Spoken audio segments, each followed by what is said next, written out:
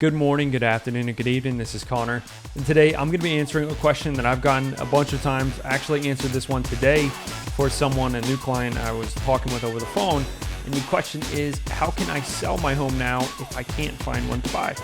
Let's get into it. So the first part of the question, which I think people don't necessarily ask directly about, but they also kind of think about, is what about the risk of if I sell something but I can't find something to buy, then I get stuck where I don't have a home, and I'm homeless? Obviously, that's not a great situation. And the solution to that is going to be the contingencies. So basically, you're going to make your home contingent. So the sale of your home is going to be contingent on the purchase of another home. That way, if the purchase for the other home falls through and there ends up being termite issues everywhere, or the house needs to be knocked down, imminent domain, doesn't matter what happens, a hurricane knocks it down.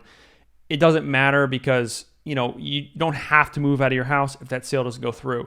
So you're going to want to make sure that the deal is contingent on you purchasing the other one. That's going to protect you there. And the second part to that contingency is if you need the funds from the place you're selling right now to buy the next place, you also obviously want to make the purchase of the next place contingent on the sale of your current place, or else you're not going to be able to fund that place. So that's also good, because if you don't do that, then your deposit's going to be at risk if their current home sale falls through and you can't buy the next one and you're in default of the contract.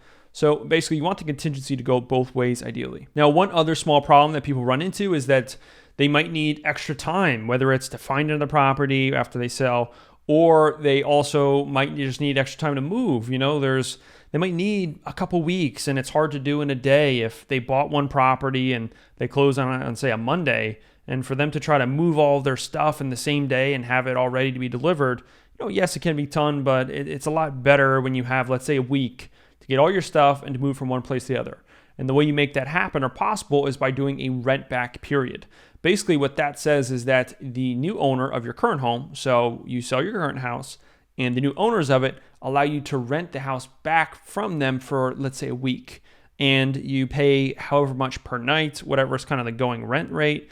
And that allows you to close on your current home, get the money from your current home to buy the next one, and still be in your current home for a week, so you have that extra week to move from one place to the other, and so it's not super hectic. That is one thing a lot of people don't know about, but it does make a world of a difference. So the first two definitely help a lot. The contingencies help remove the risk, as well as make sure you don't get caught in a certain situation where you're homeless. The second one, in terms of the rent back period, also helps with not being able to find a home in terms of being in a tight timeline. So that can help a lot too, as well as helping with the moving part, like I mentioned. But the third part definitely helps with the more core part in terms of not being able to find something.